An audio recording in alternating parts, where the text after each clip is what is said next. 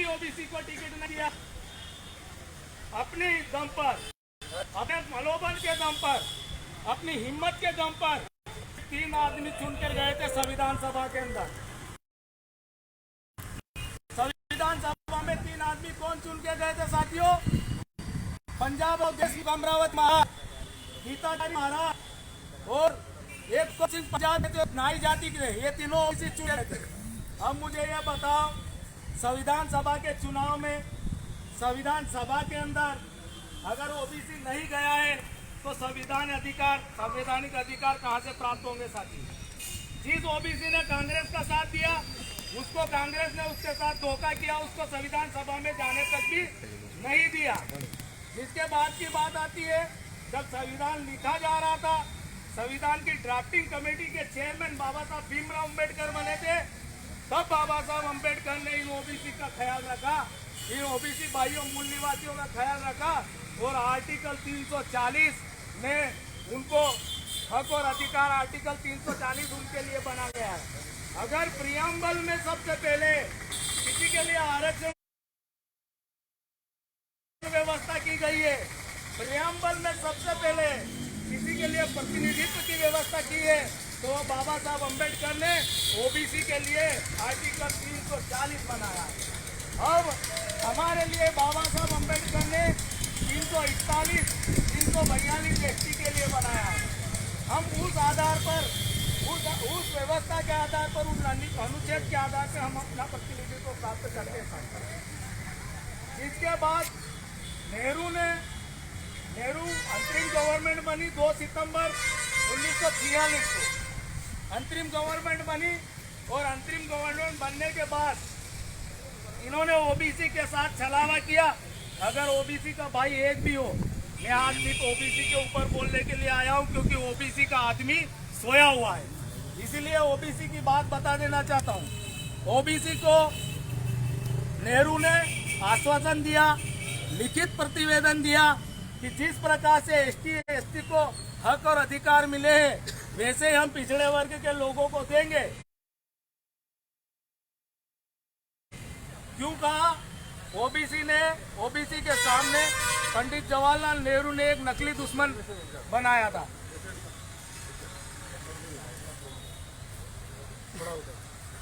नकली दुश्मन रखा था और वो नकली दुश्मन था मुसलमान।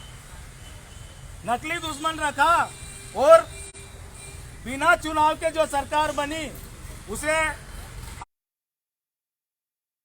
आजाद भारत नहीं कहते, ट्रांसफर ऑफ पावर हुआ था। अब साथियों में कुछ मुख्य बिंदुओं पर जाता हूं।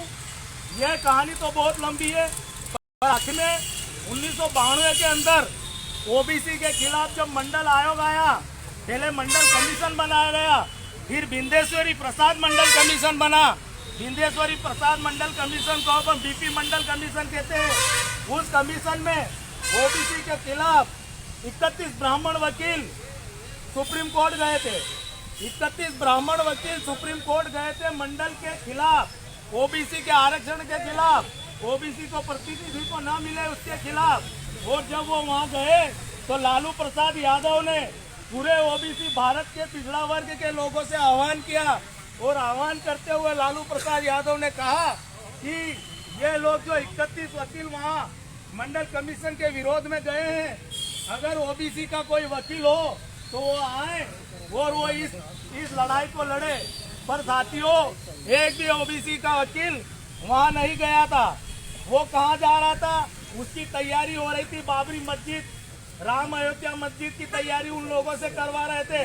पर ओबीसी बेचारा अपने हक अधिकार के लिए लड़ाई लड़ने के लिए कभी तैयार नहीं हुआ। अब जब सुप्रीम कोर्ट का जजमेंट आया, जजमेंट की 700 पेज की कॉपी है वही हो, पर मैं जजमेंट के कुछ मुख्य बिंदु आपको बता देना चाहता हूँ। जजमेंट क्या आया? 52% ओबीसी को 52% आरक्षण नहीं मिलेगा। 1932 की जनसंख्या के अनुसार ओबीसी 52% था, पर 52% ओबीसी को 52% आरक्षण नहीं मिलेगा। क्यों भाई? न्यायिक व्यवस्था ने इतना धोखा क्यों किया? भाई 15% एससी को अगर 15% आरक्षण मिल रहा है, 7.5% वाले को 7.5% आरक्षण मिल रहा है, तो 52% के लोगों को 52% आरक्षण क्यों नहीं मिलेगा? ये सुप्रीम कोर्ट का जजमेंट है। जिन पे न्याय देने का जिनको ठेका दे रखा है न्यायपालिका, तो लोग विश्वास रखते हैं, सुप्रीम कोर्ट पे लोग भरोसा करते हैं कि यहाँ से हमें न्याय मिलेगा। पर न्यायालय ने क्या क्या जजमेंट दिए मैं आपको पढ़ के बता रहा हूँ। पहला मैंने बताया 52% को 52% हक अधिकार प्रतिनिधित्व आरक्षण नहीं मिलेगा। दूसरा दिया था 52% ओबीसी को 27% मिलेगा और 27 में reservation in promotion, reservation in education नहीं मिलेगा। बात समझ में आ रही है? दिमाग यहाँ रखोगे तो समझ में आएगी, दिमाग होटल में रखोगे तो समझ में नहीं आएगी। रिजर्वेशन इन एजुकेशन में आरक्षण नहीं मिलेगा। अरे भैया, एजुकेशन का मतलब होता है शिक्षा। जब शिक्षा में ही ओबीसी को आरक्षण नहीं मिलेगा, पढ़ेगा लिखेगा ही नहीं, तो नौकरी में कैसे जाएगा? और नौकरी में नहीं जाएगा इसका मतलब जीरो, कोई आरक्षण नहीं है, किसी भी बात का कोई आरक्षण नहीं। तीसरा जजमेंट था 52% ओबीसी को 27% मिलेगा, पर उसमें भी क्रीमी लेयर लगा दिया गया। क्रीमी लेयर का मामला क्या है?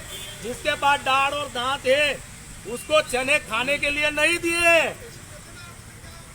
जिसके पास दाढ़ और दांत है उसको चने खाने के लिए नहीं दिए, और जिसके पास दाढ़ दांत है ही नहीं उसको खाने के लिए दिए। तो क्या ओबीसी का बच्चा पढ़ लिख कर डिग्री प्राप्त करेगा? नहीं कर पाएगा। फिर चौथा जो कॉलम था, चौथा जजमेंट था, ओबीसी की 3743 जातियां साथियों, 3743 जातियों में उन भाइयों को, उन जातियों को आरक्षण मिलेगा जो केंद्र की और राज्य की सूचियों में समान हो। तो साथियों, केंद्र की सूची और राज्य की सूची में समान बहुत सारी ऐसी जातियां जो दोनों में मिलान नहीं करती है। तो 1750 जातियां ओबीसी से बाहर कर दी इन लोगों ने। तो ये मामला है। अब संविधान हमें, ये अभी पुलिस वाले भाई साहब हमें रोक रहे थे, इनको समझ में नहीं आता कि संविधान ने हमें क्या क्या अधिकार दिए हैं। संविधान हमारे हक में है साथियों, भारत का संविधान हमारे हक में है, पर व्यवस्था और सरकारें जो होती है और वहां से फरमान जो जारी करते हैं वो हमारे विरोध में करते हैं। इसका क्या मतलब है साथी? भारत का जो प्रेम्बल है, जो संविधान है, वो हमारे हक अधिकार में है, पर भारत की जो सरकारें बनती है और वहां से जो ऐलान होते हैं, वहां से जो घोषणाएं होती है, हमारे विरोध में होती है। तो साथियों, मैं हमारे जो बड़े भाई साहब आ गए, मैं ज्यादा बात ना आपके रखते हुए मैं बता देना चाहता हूँ कि बाबा साहब अम्बेडकर ने, आप सब जानते हैं, 2 साल 11 महीने और 18 दिन में संविधान लिखा था और तैयार कर दिया था। तो संविधान में 395 अनुच्छेद है। आर्टिकल 15(4), 16(4) आपको नौकरी करने का अधिकार देता है। आर्टिकल 15(4), 16(4) आपको नौकरी करने का अधिकार देता है। आर्टिकल 21, 335 आपको शिक्षा का अधिकार देता है। आर्टिकल 275 में आदिवासी के लिए स्पेशल बजट है। आर्टिकल 330, 332 में सरपंच से लेकर प्रधानमंत्री यानी राष्ट्रपति तक बनने के लिए अधिकार आपको संविधान 303 और 332 में देते हैं। यहाँ आदमी सरपंच बन जाता है तो कहीं जाके कहीं गोते खाता है उधर, पर ये वो संविधान का काम नहीं करता है। फिर आर्टिकल 244 में 5वीं और 6ठी अनुसूची, आर्टिकल 340 ओबीसी, 341 एससी, 342 एसटी और आर्टिकल 25 से 29 तक धर्म परिवर्तित लोग जो है उनके लिए बनाया गया है। साथियों, अगर हम आंदोलन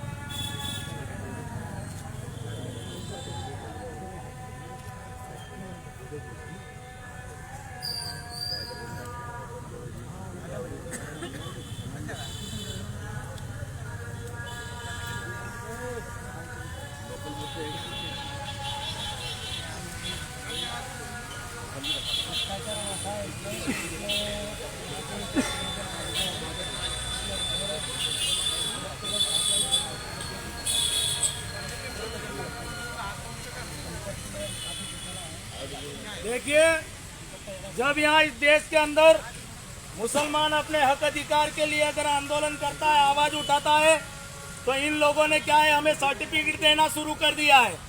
मुसलमान अगर आवाज उठाता है अपने हक अधिकार के लिए, तो ये उसको आतंकवादी का सर्टिफिकेट देते हैं।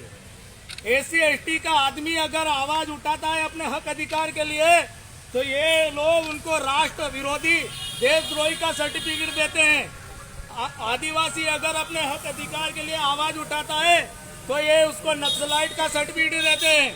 अब ओबीसी हक अधिकार और अपने हक अधिकार के लिए आवाज उठा रहा है, तो ये कहते हैं कि धर्म संकट में आ गया है, धर्म संकट में आ गया है, राष्ट्र संकट में आ गया है।